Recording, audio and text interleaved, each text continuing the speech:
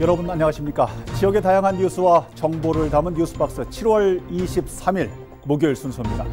모닝톡 간추린 뉴스로 출발합니다. 첫 번째 소식입니다. 청주시가 밤 재배 농가의 FTA 피해 보전 직불금을 지원합니다. 지원을 받으려면 한 베트남 FTA 발효일 이전에 생산을 시작하는 등 세부적인 조건을 모두 충족해야 합니다. 지원 한도는 개인 3,500만 원, 법인 5천만 원으로 해당 농가는 오는 31일까지 해당 읍면동 행복지원센터로 신청하면 됩니다. 두 번째 소식입니다. 마스크 제조 공장에서 마스크 3천여 장을 훔친 33살 A씨가 징역 6개월에 집행유예 2년을 선고받았습니다.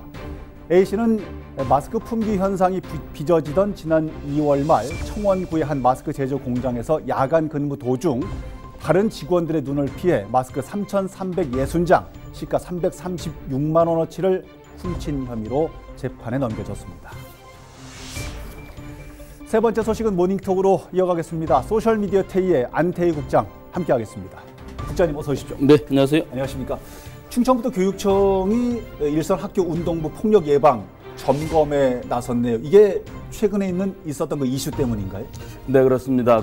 참 스스로 목숨을 끊는 굉장히 충격적인 사건이 있었죠. 그렇습니다. 그런 일이 있고 나서 이제 각 실업 선수뿐만이 아니라 학교 현장의 그 운동부, 얘기로 폭력 실태 이런 건 어떤 것이냐, 이런 것을 예방해야 된다라고 해서 김병우 교육감이 지금 몇 군데 학교를 다니면서 점검을 할 그런 예정입니다. 그러니까 날짜도 정해져 있고 여러분들이 함께 가서 점검을 하는 모양인데 이렇게 대대적으로 홍보를 하면서 점검을 하게 되면 학생 운동부 같은 경우에 폭력은 보이지 않는 곳에서 이루어지는 경우가 많잖아요. 폭력 예방에 효과가 있을까요? 그런 이제 폭력 예방의 효과를 거두고자 이제 어떤 그런 보여주는 그런 점검에 나설 것으로 보이는데 어쨌든 사후 약방문입니다만 그런 것들을 실태를 이제 조사할 그런 필요성은 있겠죠. 그런데 이제 낮에 가서 여러 명이 가가지고 몇 시간 또는 몇십 분 쳐다본다고 해서 그것이 한꺼번에 바뀔 거라고 보진 않습니다.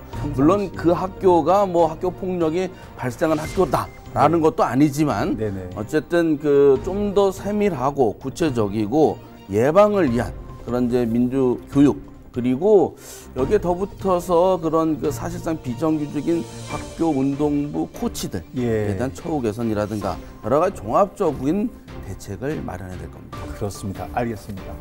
집중력과 정신력, 끈기, 노력 이런 것들이 함께 어우러진 운동 성과 이 안에 폭력이 들어 있어서는 절대 안 되겠습니다.